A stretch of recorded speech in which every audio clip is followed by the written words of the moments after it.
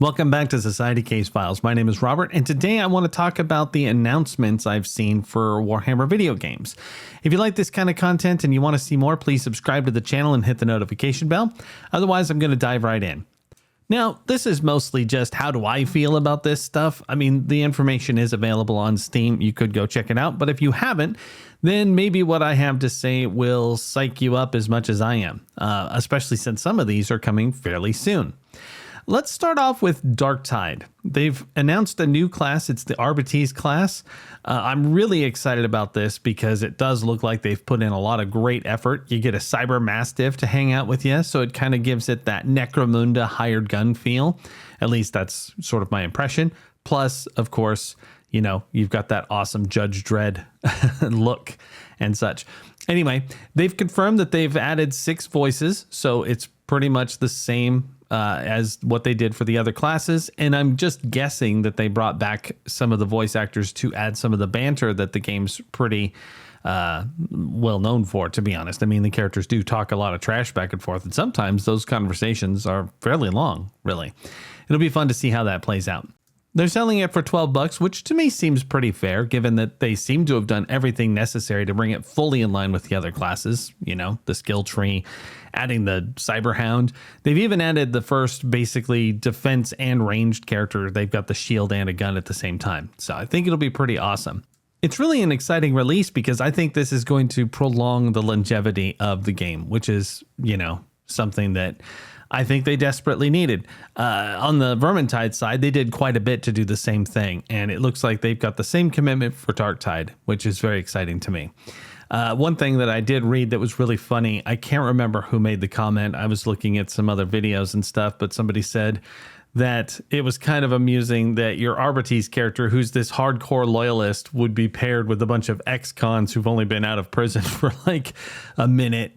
But anyway, that's just a little bit of lore, I guess. So anyway, what do you think about this edition? Are you excited about a new class? I pretty much think this is the best thing ever.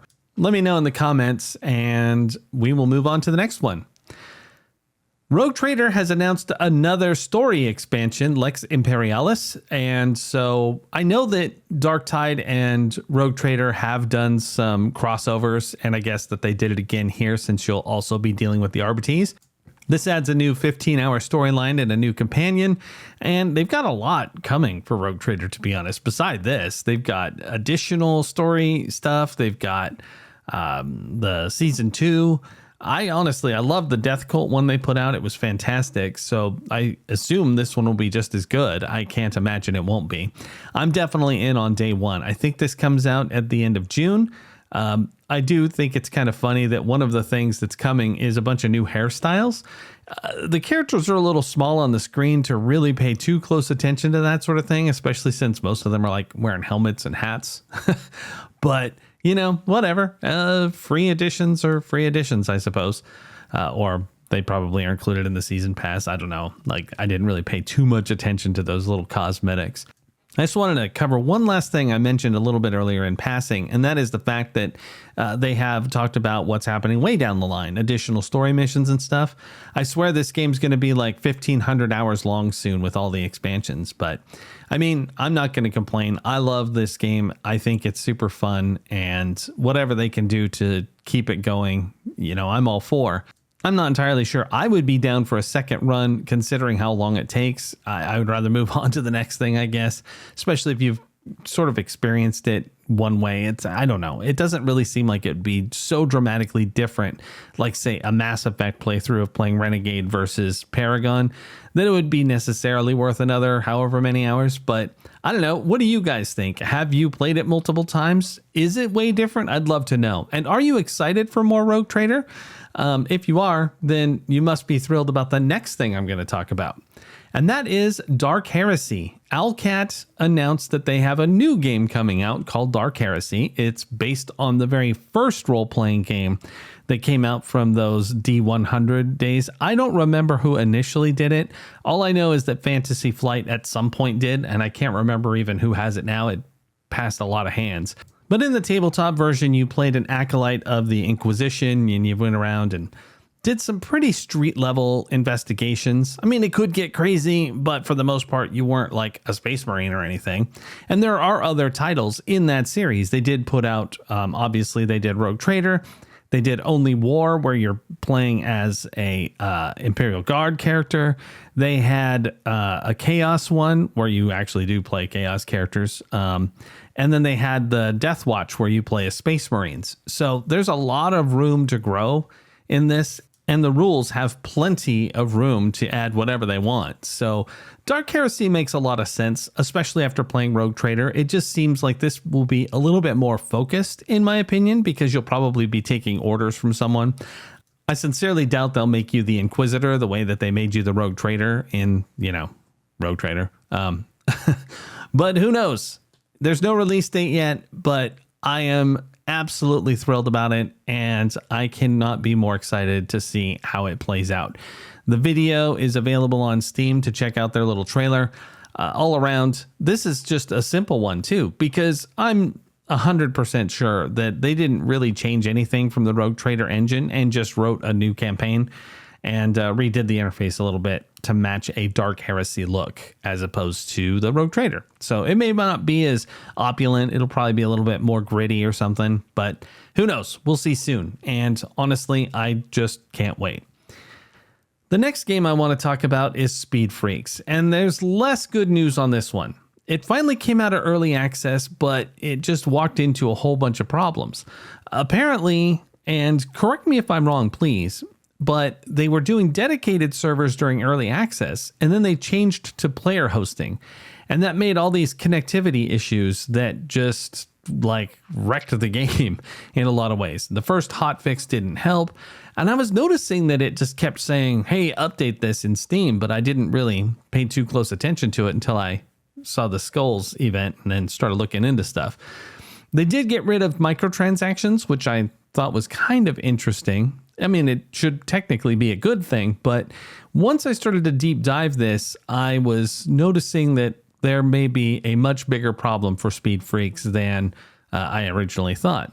If they wanted to do player hosting, they needed to be doing that during early access. That was the time for it. No one would have cared too much if it broke. I mean, there's always people who complain, but it wouldn't be like after it released when something clicks in your head that you're like, well, now it's retail. Though, let's be honest, how many early access games have left that state only to basically be just as bad as they were before, or just as broken? Maybe they're still great games, but they didn't really fix the bugs we would have thought they should. I guess we'll see what happens there, but I looked at the Steam charts and I kind of see what's going on as far as all of the changes. The all-time peak for the game was 2,000 players, and that was pretty much when the game first entered early access. And then shortly after that, it dropped significantly down. The last 24 hours as of this video only had about 235 people playing, but in April, the peak players was only 72. So I guess people just didn't really want an orc racing demo derby game like this. I will admit that as much fun as I had with it, it did sort of become samey pretty fast. I mean, you're just driving around in pure chaos. And I guess that in some ways, I never felt like they had a good vision of what they wanted the game to do. They were just like, people just have a great time driving around like crazy. But that's not really a game in and of itself. There needs to be something more. I don't know. Maybe not. Maybe I'm crazy. But obviously in this case, players didn't connect with the game the way that the developers wanted them to. It looks amazing. The graphics are great. I thought the driving was pretty good. There's just a few wonky things. But whatever the case, it kind of seems like this game has completely failed. And I wouldn't be entirely surprised if the reason they last second move to player hosting is because they realized they're not going to be making any money on this game at all anyway. So they got to keep it up, I guess. Maybe they got a contract or something. And they'll be very hands-off going forward. Pity, because I thought it was a fun game. But what did you guys think? Has anybody tried Speed Freaks? And what was your opinion of how it went? Do you agree with what I said? Do you think there's something else going on? I'd love to know. The last game I want to talk about is Battle Sector. I honestly didn't think I'd see anything when I clicked that game. And there it was, a new expansion called Deeds of the Fallen. And I was just amazed. It had come out the day before I saw it, and it added a story mission for the Sisters of Battle. I'm like, hello, you guys called me at home. Thank you very much. They added the Zephyrum, they added the Imagifier, they added the Castigator battle tank, and a fully fleshed out story of 12 missions with voice acting and everything else. I honestly wish I would have known about this sooner. I just hadn't been paying attention. This should have been first if I organized them by how excited I am, especially for the fact that this is out and I'm going to be able to play it right away, as opposed to like the Darktide thing or the Rogue Trader stuff, which is happening at the end of next month. This is just going to be awesome. I'm going to stream this one when I finally do it, though. So all I did was load it up, listen to how it started, basically the introductory video, and then saw the new units in game. And then I turned it off and I stepped away because I just was not ready to dump the hours that I'm hoping that it takes to get through it. What's funny about this is that the original campaign for Battle Sector is the Blood Angels, which is one of the armies that I built for the tabletop game.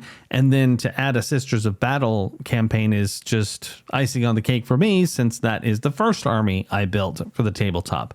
All around, they called me at home. But what do you guys think? Are you into Battle Sector? Do you like the game? Are you excited about another campaign? I think it's a long time coming, especially since they've released all of these factions, but only basically one additional campaign.